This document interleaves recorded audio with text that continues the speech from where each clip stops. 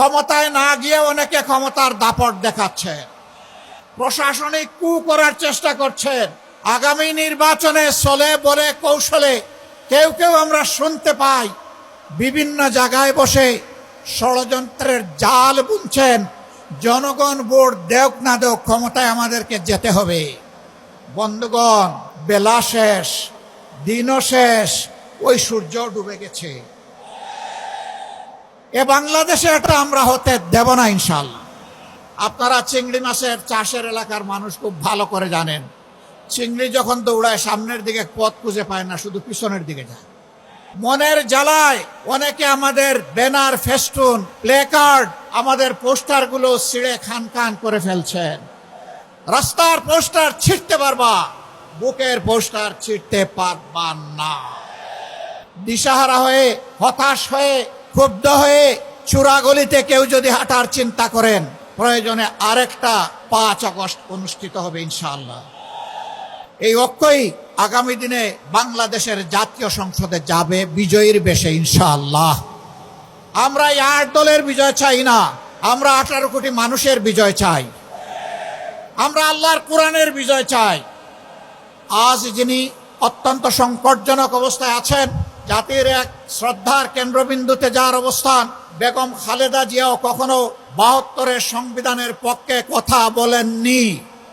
যারা এই দুইজনকে ভালোবাসেন তারা কেউ আর ভুলেও 72-এর এই ফ্যাসিবাদী সংবিধানের কথা বলবেন না। সম্মানিত বন্ধুগণ, আজকে আপনারা যারা এখানে এসেছেন তারা খুলনার জনগণের, আপামর জনগণের প্রতিনিধি হয়ে এসেছেন। আমরা আপনাদের কাছে অনুরোধ জানাবো, ব্যক্তিগতভাবে এই নেতৃবৃন্দ খুলনার প্রত্যেকটি ঘরে, অন্তত প্রত্যেকটি এলাকায় গিয়ে যদি জনগণকে সালাম দিতে পারতেন খুব ভালো হতো। কিন্তু 18 কোটি মানুষের এই দেশে সারা বাংলাদেশে নেতৃবৃন্দকে দৌড়াতে হবে। এ কাজটা তাদের পক্ষে এককভাবে সম্ভব হবে না। তবে আপনারা যদি সবাই সিদ্ধান্ত নেন, আপনারা এই নেতৃবৃন্দের আওয়াজের প্রতিধ্বনি প্রত্যেকটা ঘরে ঘরে পৌঁছে দেবেন, তাহলে অবশ্যই এটা আপনাদের পক্ষে সম্ভব হবে। এই নেতাদের অ্যাম্বাসেডর হয়ে আপনারা সকলে এখন থেকে প্রত্যেকটি গ্রামে, প্রত্যেকটি ঘরে ছড়িয়ে পড়ুন। জনগণ আলহামদুলিল্লাহ আপনাদের পাশে আছে। আজ মুখ খুলে কথা বলে একজন আমার রিক্সা চালক ভাইকেও যখন কোনো সাংবাদিক জিজ্ঞেস করেন আগামী ভোট কোন দিকে, দফাস করে বলে দেয় আগামী ভোট ওই দিকে, আপনাদের দিকে, ঐক্যের দিকে, বিভক্তির বিপক্ষে, ন্যায়ের পক্ষে, কোরআনের পক্ষে, জনগণের পক্ষে।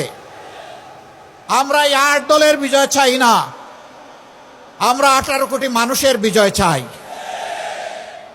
আমরা কোনো দল বিশেষের বিজয় চাই না, আমরা মজলুম জনগণের বিজয় চাই। আমরা আল্লাহর কোরআনের বিজয় চাই। সেই বিজয়ের মিছিলে আপনারা সবাই জান প্রাণ দিয়ে লড়াই করে যেতে রাজি আছেন?